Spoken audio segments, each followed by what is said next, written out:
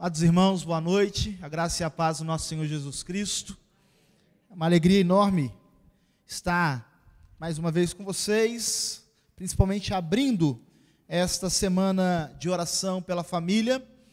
Nós havíamos proposto, o conselho havia proposto, aliás, alguns assuntos, e eu decidi falar sobre a relação família e sociedade. Quero, então, de antemão dizer aos irmãos que nós teremos uma mensagem mais temática, tá bom? E quero convidar você a abrir a sua Bíblia no livro do Gênesis. O Abraão me quebrou, porque eu tinha preparado tudo aqui, fazer o convite, mas ele já adiantou agora. Vamos lá, vamos para a coisa mais importante então. Gênesis 33, versículo 4. Nós vamos ler esse versículo como forma de introdução à nossa mensagem. Livro dos Gênesis. Para quem teve dificuldade com Ruth, Gênesis está lá no começo da Bíblia. Gênesis 33, versículo 4.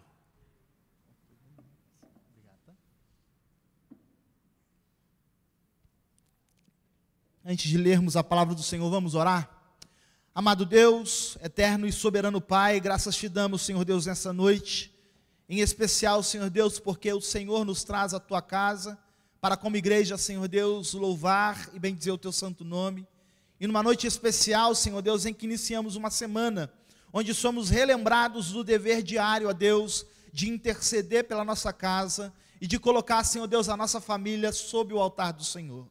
Pai querido, em nome de Jesus, que nesse momento o Senhor possa falar conosco por meio da tua palavra e que ela fale, Senhor Deus, a cada coração, trazendo a Deus a aplicação que o Senhor deseja, para a glória do teu santo nome e a transformação tão necessária em nossa vida, para que sejamos cada vez mais parecidos com teu Filho Jesus Cristo, o nosso Senhor.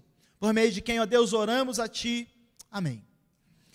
Gênesis 33, versículo 4, diz assim: Então, Esaú correu-lhe ao encontro e o abraçou, arrojou-se-lhe ao pescoço e o beijou e choraram. A família é a célula máter da sociedade. Essa é uma frase muito conhecida e muito famosa do escritor Rui Barbosa. E, na verdade, Rui Barbosa certamente expressa uma grande realidade, irmãos. A sociedade nada mais é do que o reflexo das famílias. A grande verdade é que quando nós olhamos para a sociedade dos nossos dias, independente da avaliação que você faça, a sociedade, ela é um reflexo da família. Aquilo que é reproduzido no lar é também reproduzido na sociedade. Aquilo que é deixado de se fazer no lar é também deixado de se fazer na sociedade. E é muito claro para nós quando olhamos para a palavra de Deus, meus irmãos, como o Fábio bem disse aqui, essa relação de família como instituição divina para nada mais do que ser a base de toda uma sociedade. Portanto, irmãos, pensando nessa relação de família e sociedade, eu trago esse texto do livro do Gênesis. Você sabe, Moisés escreve este livro, e não apenas este, mas todo o Pentateuco, com um propósito. Você se lembra que os israelitas, haviam saído escravos depois de 430 anos no Egito, absorvendo toda a cultura, todo o conhecimento. E isso tem um aspecto positivo? Claro que tem, mas tem um aspecto negativo, da idolatria, da confusão, da teologia. E então Moisés está conduzindo o povo a caminho da terra de Canaã, escrevendo o Pentateuco com um propósito principal, que é fornecer aos israelitas peregrinos uma cosmovisão teológica. Não é à toa que o livro do Gênesis, o livro dos princípios, o livro dos começos, começa nos 11 primeiros capítulos falando daquilo que nós conhecemos como a história primitiva, desde a criação de todas as coisas até chegarmos nos descendentes de Noé. Não é à toa também, uma vez que todo o Pentateuco e o livro de Gênesis compõem esse Pentateuco, esses 5 primeiros livros da Bíblia, não é à toa que Moisés está também, depois disso, a partir do capítulo 12, trazendo uma narrativa histórica sobre os patriarcas, para que os israelitas, enquanto estavam indo ao encontro da terra prometida, pudessem aprender sobre a história deles, para terem uma cosmovisão.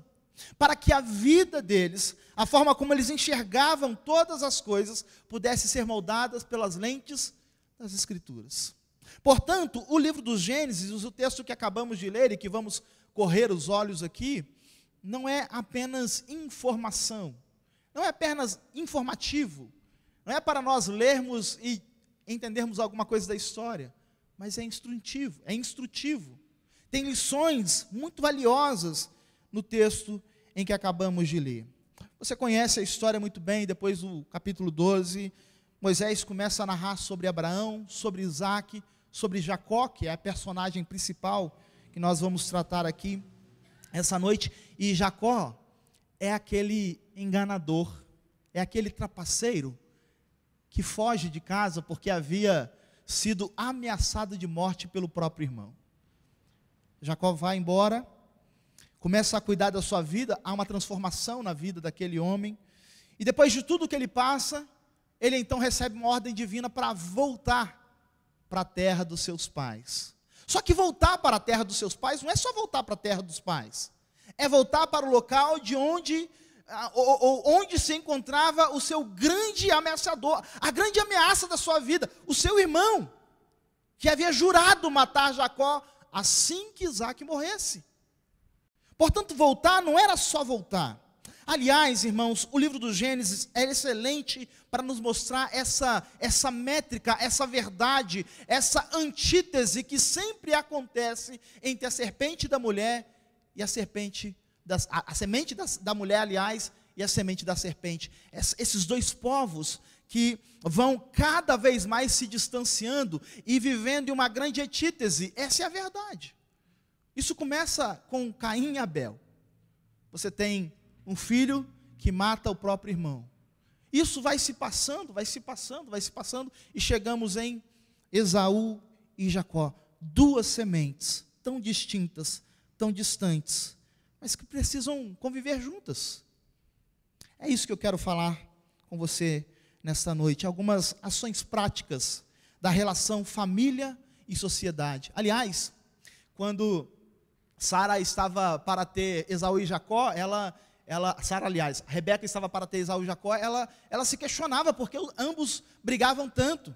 E a palavra do Senhor é: porque do teu ventre sairão duas nações, dois povos distintos, mas que precisam aprender a conviver. Por isso, ações práticas da relação família e sociedade. Quero convidar você a olhar alguns textos no capítulo 32 e no capítulo 33. No capítulo 32, irmãos, do versículo 6 a 11, a primeira ação prática que nós percebemos dessa relação é a oração. A oração é uma ação prática dessa relação família e sociedade. Gênesis 36, versículos 6 a 11, nós lemos o seguinte. Aliás, Gênesis 32, de 6 a 11. Voltaram os mensageiros a Jacó, dizendo: fomos a teu irmão Esaú, também ele vem de caminho para se encontrar contigo, e 400 homens com ele. Vamos fazer uma pausa aqui. Jacó saiu da proximidade de Esaú, de perto de Esaú, ameaçado de morte. E ele recebe uma ordem para voltar para a sua terra. E quando ele diz assim: bem, não vou pegar meu irmão de surpresa, sou bobo. Ele manda avisar que estava indo ao encontro de Esaú. Os mensageiros retornam e dizem assim: olha, o seu irmão também está indo ao seu encontro. E com ele tem 400 homens. Imaginem vocês o coração de Jacó, irmãos. Imaginem o desespero, a ameaça. Os anos se passaram e muito provavelmente o instinto, o desejo, a vontade de vingança ainda estava no coração de Esaú. Era o que Jacó pensava. 400 homens com ele, diz o texto. Versículo 7, então Jacó teve medo e se perturbou, dividiu em dois bandos o povo que com ele estava, e os rebanhos, e os bois, e os camelos, pois disse: se vier Esaú a um bando e o ferir, o outro bando escapará. E orou Jacó. A oração é a primeira ação prática dessa relação família e sociedade, nesse contexto em que nós podemos nos sentir ameaçados pela sociedade aí fora. A primeira coisa que nós vemos Jacó fazendo é orar. Versículo 9. e orou Jacó. Ele diz o seguinte: Deus de meu pai Abraão e Deus de meu pai Isaque, ó Senhor, em caixa alta, o Deus da aliança, que me disseste, torna a tua terra e a tua parentela e te farei bem, sou indigno de todas as misericórdias e de toda a fidelidade que tens usado para com teu servo, pois com apenas o meu cajado atravessei este Jordão, já agora sou 2 bandos, livra-me das mãos de meu irmão Esaú, porque eu o temo, para que não venha ele matar-me e as mães com os filhos. Primeira coisa que eu vejo nessa relação, irmãos, de família e sociedade, é que a oração se faz presente quando um coração desesperado encontra os perigos da vida. A primeira coisa que Jacó faz quando ele sabe, ele ainda não sabe porque o irmão está indo ao encontro dele com 400 homens, a primeira coisa que ele faz, divide os bandos, porque ele pensa assim, bem, se tiver qualquer coisa vai ser só 50% de prejuízo. E depois ele vai orar. Ele vai colocar diante do Senhor a sua aflição. E ele vai clamar aqui, em primeiro lugar, por proteção. Essa é uma ação prática. Aliás, nós conhecemos muito bem o Salmo 127, na sua segunda parte do versículo 1, que diz o seguinte: se o Senhor não guardar a cidade, em vão vigia a sentinela. Irmãos, a semana de oração pela família nada mais é do que um lembrete da importância de guardar a nossa casa, a nossa família, sempre debaixo de oração diante do Senhor. Eu não estou aqui dizendo que você não possa ter as suas crises de ansiedades, essas coisas acontecem. Eu não estou aqui dizendo que você não possa se preocupar e mandar mensagens a cada 2 horas que seu filho está distante, mas eu estou dizendo a você que a coisa mais importante que você pode fazer é orar. Orar pela sua casa, orar por proteção. Se o Senhor não guardar a cidade, em vão vigia a sentinela. Mas, irmãos, embora isso não esteja no texto, por isso eu disse que é uma mensagem mais temática, nós não precisamos e devemos orar apenas por proteção da nossa casa. Nós devemos orar também pela nossa sociedade. Devemos rogar a Deus as suas bênçãos sobre a nossa sociedade. O profeta Jeremias muito claramente vai dizer isso, quando ele escreve para o povo que já estava no exílio, ouvindo de falsos profetas o seguinte: olha, bem em breve nós vamos voltar para Jerusalém, daqui a pouquíssimo tempo nós voltaremos. Aí Jeremias escreve o capítulo 29 todo para dizer assim: gente, não é bem assim não, serão 70 anos aí, e enquanto vocês estiverem aí, no versículo 7, ele vai dizer o seguinte, Jeremias 29, 7, procurai a paz da cidade para onde vos desterrei, e orai por ela ao Senhor, porque na sua paz vós tereis paz. Irmãos, é muito comum nós identificarmos os problemas da sociedade moderna. É muito comum nós termos tudo listado para criticarmos em nossa sociedade nos dias atuais. Mas a palavra do Senhor nos orienta, irmãos, que nós devemos orar pela nossa casa, pela proteção do Senhor, mas devemos também orar pela sociedade doente. Devemos clamar ao Senhor, como acabamos de cantar, dizendo: Senhor, sara a nossa nação, abre os olhos dessa gente, Senhor, traz paz sobre a nossa vida, sobre a nossa sociedade, sobre a nossa cidade, o nosso estado, a nossa nação. Orar pelo bem da nossa sociedade. Eu vou entrar na discussão aqui, mas o ponto é que nós vivemos dias em que às vezes nós estamos torcendo para dar errado, só para dizer: eu não falei? Irmãos, vejam a importância da oração nessa relação família e sociedade, porque na paz, Jeremias vai dizer, porque na paz de Babilônia vocês terão paz. O apóstolo Paulo, escrevendo a Timóteo na sua primeira epístola, no capítulo 2, versículos 1 e 2, ele vai dizer assim: antes de tudo, pois, exorto que se use a prática de súplicas, orações, intercessões, ações de graças, em favor de todos os homens, em favor dos reis e de todos os que se acham investidos de autoridade, para que vivamos vida tranquila e mansa, com toda piedade e respeito. Se queremos, irmãos, entender e abençoar a nossa sociedade, a primeira coisa que nós precisamos fazer é orar por ela e orar para que o Senhor guarde a nossa casa. É o que Jacó faz. Quando Jacó tem medo, ele busca o Senhor em oração. Mas há outras ações práticas que vemos na vida de Jacó. A segunda, eu coloco como afeição, só para ficar tudo com ão e ficar fácil de você lembrar, mas a melhor ideia é a cordialidade, é a gentileza, ou é a política da boa vizinhança, é saber que lidamos com outras pessoas. E Jacó faz isso, porque na sequência do texto que acabamos de ler, nos versículos 13 a 21, nós vamos ver Jacó fazendo algo muito interessante. Gênesis 32, de 13 a 21. E tendo passado aquela noite, separou do que tinha um presente para seu irmão Esaú, 200 cabras e 20 bodes, 200 ovelhas e 20 carneiros, 30 camelas de leite com suas crias, 40 vacas e 10 touros, 20 jumentas e 10 jumentinhos.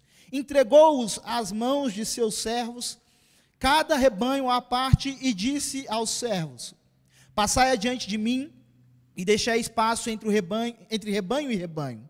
Ordenou ao primeiro, dizendo: quando Esaú, meu irmão, te encontrar e te perguntar: de quem és? Para onde vais? De quem são estes diante de ti? Responderás: são de teu servo Jacó. É presente que ele envia a meu senhor Esaú, e eis que ele mesmo vem vindo atrás de nós. Ordenou também ao segundo, ao terceiro, e a todos os que vinham conduzindo os rebanhos: falareis desta maneira a Esaú, quando vos encontrardes com ele. Direis assim: eis que o teu servo Jacó vem vindo atrás de nós, porque dizia consigo mesmo: eu o aplacarei com presentes que me antecede, depois o verei, porventura me aceitará a presença. Assim passou o presente para diante dele, ele, porém, ficou aquela noite no acampamento. E Jacó entende, irmãos, que era o momento de ganhar o coração do irmão dele. Afinal de contas, ele ainda não sabe. Vem seu irmão com a promessa de matar-lhe mais 400 homens. E então ele diz assim: eu vou ser cordial, eu vou ser afetivo, eu vou demonstrar afeição por ele, eu vou demonstrar que o estimo, que o amo, eu vou praticar aqui aquilo que é conhecido como a política da boa vizinhança. Aliás, irmãos, essa expressão, ela ficou muito famosa por ocasião de que, em meados do século XX, os Estados Unidos queriam muito mudar a imagem de uma nação intervencionista, militar. E ela então passou a adotar essa diplomacia, essa ideia de ser uma nação que resolve os seus problemas com diplomacia, é a boa vizinha. E é daí que surge essa expressão de a política da boa vizinhança. E assim, irmãos, eu olho para a palavra do Senhor e eu vejo Jacó fazendo algo muito semelhante. Porque ele buscava reconciliar-se com seu irmão, demonstrando afeição e cordialidade. E às vezes, irmãos, isso pode parecer barganha. Às vezes isso pode parecer alguma coisa de falsidade de nossa parte, mas não é. É demonstrar estima pelas pessoas que nos cercam, que nós amamos. Vejo que há irmãos de todas as faixas etárias aqui. E os mais velhos vão concordar uma coisa comigo. Falta na nossa sociedade a cordialidade. Por vezes nós passamos por pessoas e nos esquecemos de dar bom dia, de trazer um sorriso. Isso faz ou não faz diferença? É claro que faz. Ora, como é gostoso entrar na padaria e receber um bom dia tão agradável. Como é gostoso encontrar um vizinho e ter uma boa prosa. Cordialidade. Entender que vivemos em sociedade. Olhando para as Escrituras, irmãos, nós vamos ver outras pessoas que vão praticar essas ações para ganhar o coração, para tirarem a mágoa, a tristeza, para aproximarem a relação. Por exemplo, quando Davi estava fugindo de Saul, ele decidiu esconder-se ou acampar-se no Monte Carmelo. E quando ele estava no Monte Carmelo, já que ele estava ali com os seus homens capazes, militares, homens valentes, o que ele fez? Ele ofereceu proteção aos pastores que pastoreavam o rebanho ali no Monte Carmelo. Mas chegou o tempo em que ele descobre que os proprietários daquele rebanho, o proprietário, aliás, daquele rebanho, estava tosqueando o seu rebanho para os seus funcionários. E ele diz assim: olha, vá até Nabal e veja com ele se ele nos arruma alguma carninha para a gente fazer um churrasquinho aqui depois. Os homens de Davi vão, Nabal, cujo nome é exatamente loucura ou louco, dá uma resposta tão ríspida para os homens de Davi, que Davi diz assim: você quer saber de uma coisa?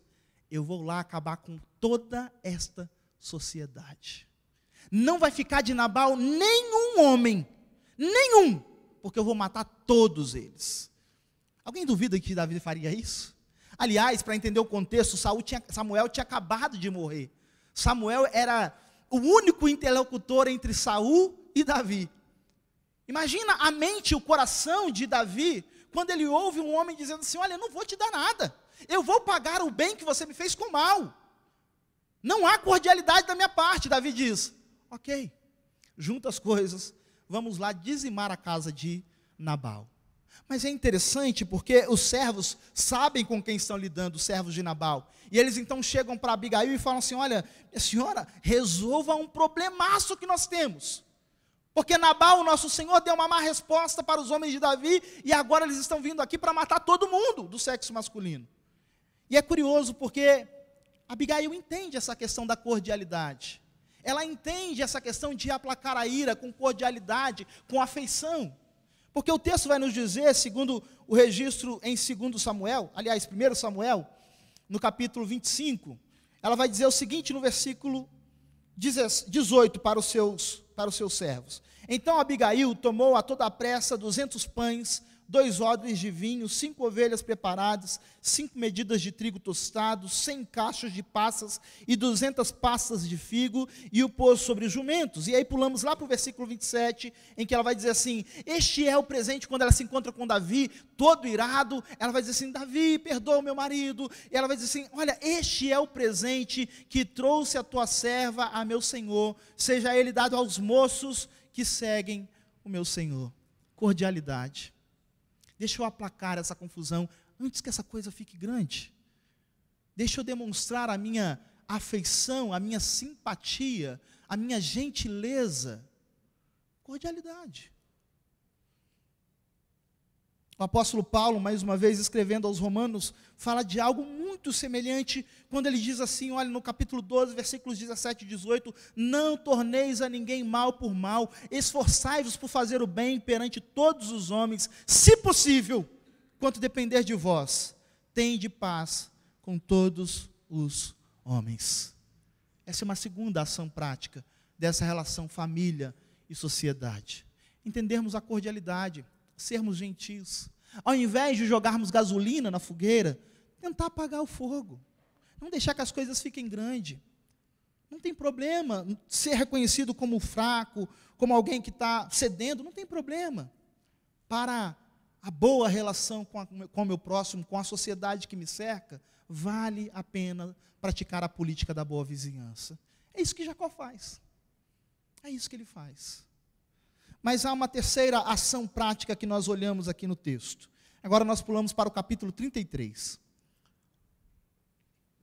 Capítulo 33, versículos 1 e 3, nós lemos o seguinte: levantando Jacó os olhos, viu que Esaú se aproximava, e com ele 400 homens. Então passou os filhos a Lia, a Raquel e as 2 servas. Pôs as servas e seus filhos à frente, Lia e seus filhos atrás deles, Raquel e José por últimos. E ele mesmo, adiantando-se, prostrou à terra 7 vezes, até aproximar-se de seu irmão. A organização. Quando eu falo de organização, irmãos, é importante entender que eu estou falando aqui da estruturação. O que Jacó faz? Ele ainda não sabe o que vai acontecer. Você já leu o versículo 4, mas ele não sabe. E Moisés escreve exatamente, pausadamente, para nos dar, para ir criando essa cena, essa crescente em nosso coração. O que é que vai acontecer? Nós já sabemos, mas Jacó ainda não sabe. E ele então começa a dispor as suas famílias, de uma forma que para nós, no século 21, pode parecer muito estranho, mas era uma prática comum. Ele pega as concubinas com os seus filhos, coloca à frente, depois a outra, depois Lia com seus filhos, e por último Raquel e José. Por que ele faz isso, obviamente? Nós sabemos, ele amava Raquel. Ele cumpre com os papéis de marido com Lia, porque ele foi enganado, aliás, ele prova do próprio veneno, né? Porque ele era um enganador, e no dia do casamento, ao invés de se deitar com sua esposa, com Raquel, ele se deita com Lia, e agora está casado com Lia. Então tudo bem, é a esposa, ele vai cuidar, mas quem ele ama de verdade? É Raquel. Quem é o filho do seu coração? É José. Então ele vai estruturando tudo, deixando tudo muito bem organizado, para que, se acontecesse qualquer coisa, os últimos a serem feridos e ter tempo de fugir eram aqueles que ele de fato realmente amava. Não que ele não amasse os outros, mas eu não vou tentar explicar porque pode ficar pior. Esse é o ponto. Está ali. Estruturação. Ele estrutura, ele organiza, ele dispõe, porque organização é essencial para uma vida em sociedade. Organização é essencial para uma vida em sociedade. A ação de Jacó no versículo 3, ela nos mostra mais sobre isso.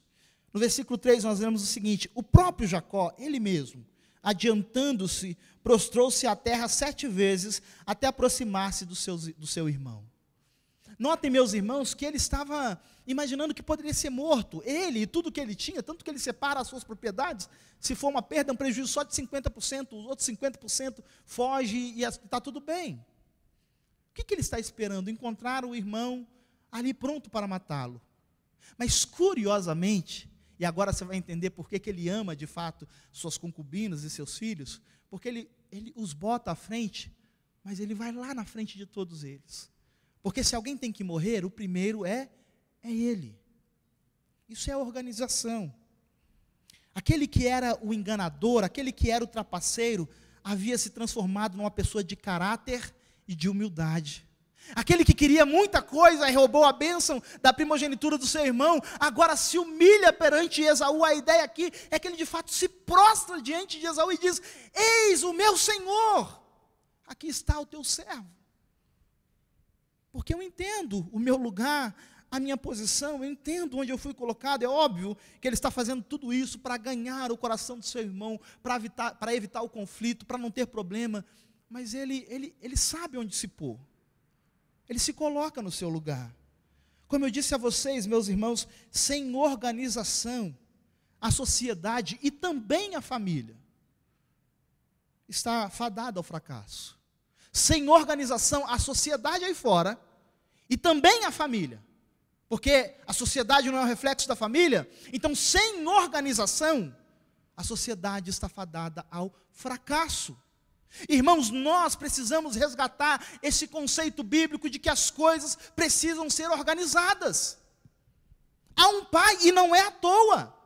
Há uma mãe e não é à toa. Há filhos e não é à toa. A autoridade é para ser obedecida. Organização. As coisas precisam estar nos seus devidos lugares. Aliás, irmãos, há uma historinha moral muito interessante, muito antiga também, que fala sobre a revolta dos membros. Conta-se a história de que os membros do corpo começaram a olhar para o estômago e dizendo assim: o que é que o estômago faz? Afinal de contas, as mãos trabalham incansavelmente, os pés caminham incansavelmente, a mente pensa o tempo todo. E o que o estômago faz? Mas quem é que fica com toda a comida? E eles começaram a discutir isso e dizer para o estômago: você não se toca não? Você está aí parado, não faz absolutamente nada e pega tudo que nós fazemos? A boca revoltada, você nem a competência de mastigar o alimento você faz, você espera que eu faça o início do trabalho por você? Você não tem vergonha? E o estômago caladinho. E os membros revoltados. E os pés falando: você não faz absolutamente nada, olha os meus pés, olha como eu estou cheio de calos, eu preciso de massagem todos os dias, nem sempre eu ganho, e você fica aí paradão, fazendo nada. Quer saber de uma coisa? A partir de hoje eu não faço mais nada, vou fazer igual você. Aí a boca disse: é verdade, eu vou fazer isso também. E as mãos: pois bem, é o que eu vou fazer. E nós sabemos muito bem o que acontece, né, irmãos? Depois de alguns dias, o corpo morre por inanação, porque perde os nutrientes. porque não compreende que a disposição das coisas estão nos seus devidos lugares, exatamente para funcionarem como eles funcionam. E às vezes a gente questiona a posição dos outros. Aliás, na palavra do Senhor nós vemos isso. O apóstolo Paulo escrevendo aos Coríntios, na sua primeira epístola, no capítulo 12, quando ele vai dizer o seguinte: porque também o corpo não é um só membro, mas muitos. Se disser o pé, porque não sou mão, não sou do corpo, nem por isso deixe de ser do corpo. Se o ouvido disser, porque não sou olho, não sou do corpo, nem por isso deixe de o ser. Se todo o corpo fosse olho, onde estaria o ouvido? Se todo fosse o ouvido, onde estaria o olfato? Mas Deus dispôs os membros, colocando cada um deles no corpo como lhe aprouve. Organização. Organização, irmãos, é essencial para uma família saudável, para uma sociedade saudável. E Jacó entende isso. E ele organiza, estruturando, e ele mesmo se apontando como aquele que é o servo de Esaú. Ele mesmo se colocando à frente. E é o que eu vou falar exatamente agora, porque nestes mesmos versículos nós não vemos apenas a organização, a disposição, mas nós vemos a proteção. Se tem algo, irmãos, que nós precisamos entender, e eu falo nós agora, como igreja, como semente da mulher e não como semente da serpente, é que durante toda essa nossa vida, essa antítese vai acontecer. Mundo e igreja não se combinam. E por mais que a gente queira dizer assim, pastor, mas vamos mudar esse negócio, vamos tentar... Irmãos, isso é bíblico. Enquanto houver mundo, haverá semente de serpente, haverá semente de mulher, e ambos não se bicam. E por nós entendermos isso, irmãos, precisamos entender o tempo em que nós estamos vivendo, e também, e agora falo aos homens, nós precisamos ser uma proteção para a nossa família. Não é muito comum nos nossos dias, a gente vê um acidente de trânsito, e vê que é a mulher que sai do carro para resolver o problema. E às vezes está o marido falando assim, não amor, não, deixa para lá. Claro, não estou dizendo para você sair para a briga, pelo amor de Deus, não me entenda, não é isso que eu estou dizendo. Mas a primeira pessoa a sair do carro tem que ser você. Porque há um conceito de proteção aqui. Jacó diz, Esaú vai matar todo mundo, inclusive tudo que nós temos. Mas a primeira pessoa que vai morrer sou eu. Eu me coloco aqui na frente. De todas as duas concubinas, dos filhos, eu sou o primeiro. Proteção. Proteção dos perigos externos. É importante, aliás, que o marido entenda isso. Quando o apóstolo Pedro escreve a sua epístola no capítulo 3, versículo 7, ele vai dizer assim, olha, maridos, vós, igualmente vivei a vida comum do lar, com discernimento, tendo consideração para com a vossa mulher, como parte mais frágil. Deixa eu fazer um hiato só para falar uma coisa. Você talvez estava ouvindo uma mensagem sobre isso, e o pregador leu o texto, e ele disse assim, irmãos, eu não acho que as mulheres sejam parte frágil, seja o sexo frágil. Deixa eu dizer a vocês o que eu acho. Eu não acho que ela seja, eu tenho certeza, porque é a Bíblia que está dizendo. E esse pastor, com medo de repente de sofrer alguma represália, ele disse, olha, não é o que eu acho, né? Não, irmãos, a Bíblia está dizendo que a mulher é o sexo frágil. Pastor, por que você não me conhece? Minha irmã, eu te garanto a você, que há coisas que só um homem é capaz de lidar, assim como há coisas que só você é capaz de lidar. E a gente precisa entender isso, e está tudo bem, porque isso não diminui você e não diminui seu marido. Mas o texto bíblico, se é a palavra de Deus, e eu tenho certeza que está dizendo, ela é a parte mais frágil. E por ela ser a parte mais frágil, o texto continua, 1 de Pedro 3,7. Então o marido, tendo essa consideração, vai tratá-la com dignidade. A palavra no grego para dignidade aqui é uma ideia de estima, de valorização, de guardar no coração algo que é muito precioso para ele, que ninguém toca, que ninguém fala. E o conceito de proteção é importante ser trazido, porque nós vivemos em um mundo de antítese, um mundo que nos odeia. E se nós não formos percebidos por essas coisas, e destas coisas, nós poderemos muitas vezes sofrer golpes de onde a gente nunca imaginou. Mas há uma antítese, e eu vou guardar a minha casa, porque eu sou o chefe do lar para isso. O Senhor me colocou ali para isso. Mas sabe, irmãos, eu também quero muito pensar nisso por um outro aspecto. É de que você deve, os maridos, proteger o seu lar, não apenas dos perigos externos, mas às vezes do perigo interno, que muitas vezes é você mesmo. A gente fala isso, as esposas fazem assim, né? Sabe por quê? Às vezes nós queremos ser muito machos, né?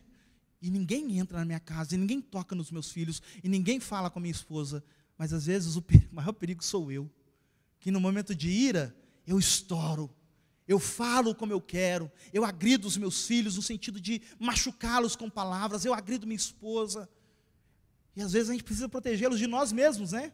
Do nosso estresse, dos nossos traumas, das nossas frustrações, dos nossos anseios, do nosso mau humor, do dia em que o trânsito estava caótico e eu só quero chegar em casa e gritar com alguém.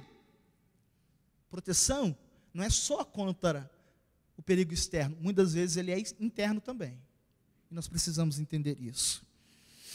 Mas eu quero finalizar, eu já pedi autorização e eu posso. Ajuda nós aqui, faz um fundo para a gente, reverendo.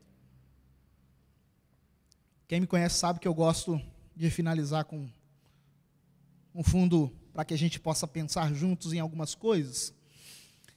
E a última coisa que eu vejo nesse texto é o que nós lemos no início, dessa ação prática, dessa relação família e sociedade. Eu quero relembrá-los do que nós vimos nessa noite.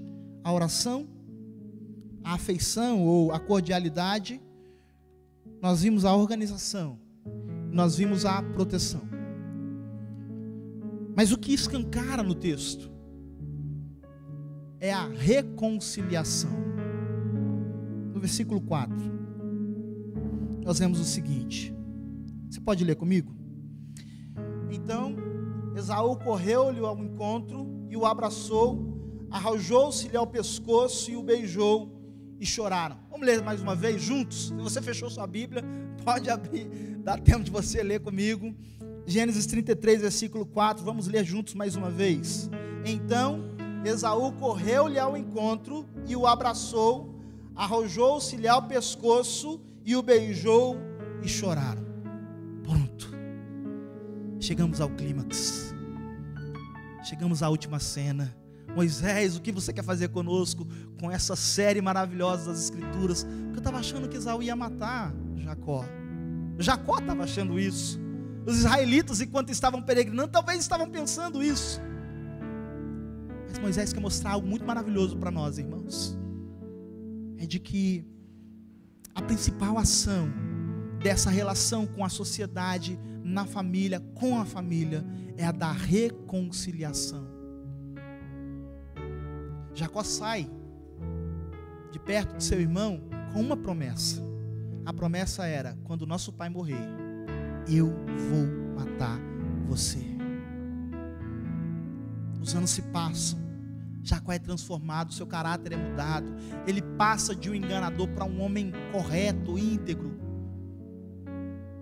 Ele recebe a ordem de voltar e ele é obediente, ele vai voltar, mas e o medo? O medo está no coração. Esaú vem com 400 homens. O que é que eu faço? A coisa mais maravilhosa que existe, irmãos, é a reconciliação. É quando o perdão é liberado.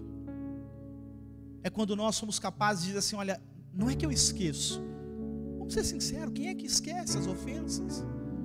Não é que eu esqueço, mas é que agora eu não vou deixar mais a ofensa se colocar entre mim e você. Eu vou jogar isso para trás. Isso é reconciliação. Reconciliação. Uma família cristã precisa viver e experimentar isso, mas mais do que na família, aliás, eu geralmente trago esse texto para falar sobre isso. A gente confunde, porque a última profecia do Antigo Testamento é isso. Malaquias, capítulo 4, versículo 6, que vai dizer que quando o novo Elias vier, ele converterá o coração dos pais aos filhos e o coração dos filhos a seus pais, para que eu não venha e fira a terra com maldição, vai dizer o Senhor. E às vezes a gente pensa que a aplicação disso é de pais para filhos, literalmente, e é mesmo, porque o Evangelho é maravilhoso porque faz isso, porque o Evangelho de fato cura as feridas que o tempo foi abrindo, dessa relação talvez muito prejudicada e muito machucada. Mas o que é importante entendermos é que quando Lucas vai registrar essa profecia se cumprindo em João Batista, ele vai dizer algo para nós. Lucas capítulo 1, versículos 15 a 17.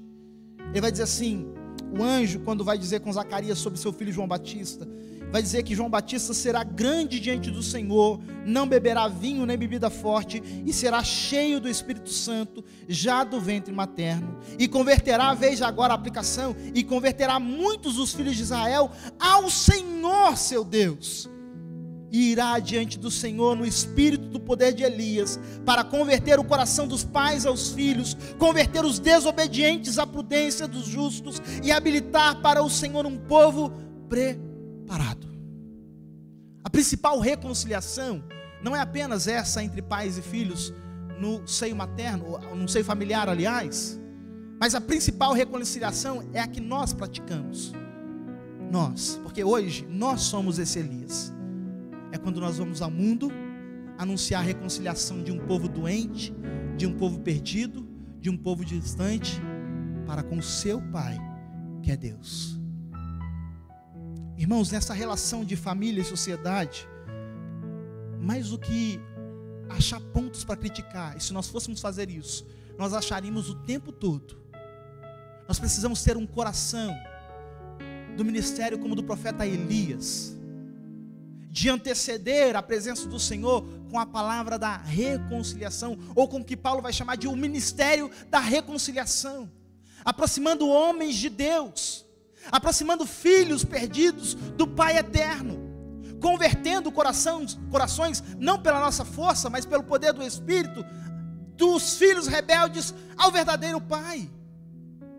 Sabe, irmãos, nós somos ótimos para criticar, nós somos ótimos para achar os pontos negativos, mas nós temos uma preciosidade, Paulo vai dizer, nós temos um tesouro em nossas mãos, e muitas vezes nós estamos vendo a rebeldia de um povo contra Deus, de um povo que vira as costas para o seu bondoso Pai, de um povo que está constantemente dizendo, eu não quero saber desse Deus, e nós temos a mensagem da reconciliação e nós nos calamos. A ação prática mais importante dessa relação é reconciliação. Que você seja instrumento do Senhor para isso, que você possa falar do amor de Deus para um mundo perdido, que você possa falar daquilo que você experimentou. Quando nós deixamos de falar, eu fico me perguntando o que seria, e talvez seja o fato de que nós não cremos mais no poder transformador do Evangelho, porque se cremos, nós vamos gritar aos quatro cantos, a reconciliação com Deus. Quero orar com você. Os nossos irmãos vão trazer a urna que está aí atrás para nós orarmos juntos. Quero convidar você a meditar no que nós falamos aqui. Se você tiver com o bilhetinho ainda, quiser colocar, sinaliza aí.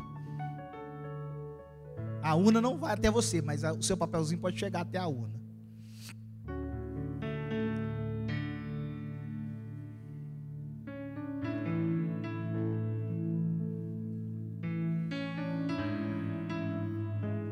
Quem sabe seja até um momento de você pensar em alguém que precisa ouvir essa mensagem da reconciliação. Porque em Cristo Jesus há perdão. Quem sabe até colocar o nome dessa pessoa para orar agora. E fazer um propósito de Senhor, eu quero orar por essa pessoa, para que essa pessoa encontre um amor verdadeiro, genuíno, e reconcilie-se verdadeiramente com o bondoso e querido Pai que o Senhor é.